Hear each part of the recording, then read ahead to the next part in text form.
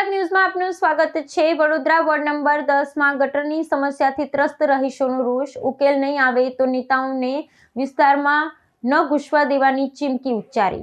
વડોદરા મહાનગરપાલિકાના ward number 10માં આવેલી ESI hospital સામેના કંચનલાલ ભઠ્ઠા વિસ્તારમાં ગટરની ગંભીર સમસ્યાને લઈ સ્થાનિક રહીશોમાં ભારે રોષ ભભૂકી ઉઠ્યો છે। છેલ્લા ઘણા વર્ષોથી ઉભરાતી ગટરની ગંદકી અને દુર્ગંધથી ત્રાહિમામ પોકારી ઉઠેલા નાગરિકોએ તંત્રને ચૂંટાયેલા પ્રતિનિધિઓ સામે મોરચો માંડ્યો છે।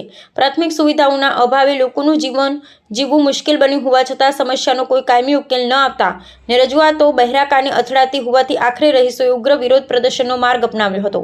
સ્થાનિકો દ્વારા કરાયેલા ગંભીર આક્ષેપો મુજબ આ પ્રશ્ને વારંવારની રજૂઆત છતાં પાલિકાના અધિકારીઓ કે ચૂંટાયેલા નગરસેવક દ્વારા કોઈ નક્કર કામગીરી કરવામાં આવતી નથી। નાગરિકોનો દાવો છે કે જ્યારે તેઓ પોતાની વ્યથા રજૂ કરવા જાય છે ત્યારે સમસ્યા નિરાકરણને બદલે તેમને મકાનો તોડી પાડવાની ધમકીઓ આપવામાં આવે છે।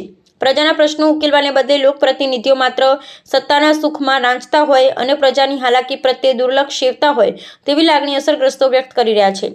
આ વિકટ પરિસ્થિતિમાં સ્થાનિક રહીશોએ વોર્ડ પ્રમુખ હાર્દિક આમોદિયા સમક્ષ પોતાની વેદના ઠાલવી હતી અને મીડિયાના માધ્યમથી તંત્રને જગાડવાનો પ્રયાસ કર્યો હતો।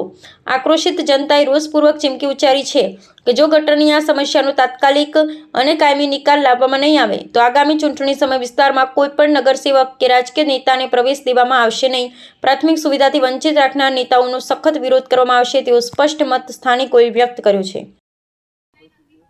વીમા વોર્ડ નંબર 10નો વિસ્તાર છે જે વીમા ઈએસઆઈ હોસ્પિટલ આવેલી છે એની સામેની કંચનલાલનો ભઠ્ઠો આવેલો છે।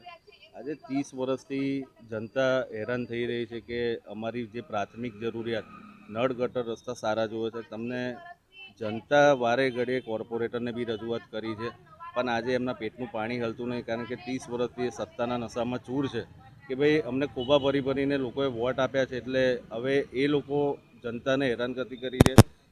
નાગરિકની માગ એવી છે કે ભાઈ અમારી ગટર લાઈન જે છે અમને ક્લીન કરી આપો અને પછી પેવર બ્લોક નાખો। એની જગ્યાએ આ કટકી ખાવા માટે પહેલાં પેવર બ્લોક નાખે છે અને પછી કહે છે કે ગટર લાઈન કરીશું। તો આ કયા પ્રકારનો અણઘડ વહીવટ કહેવાય?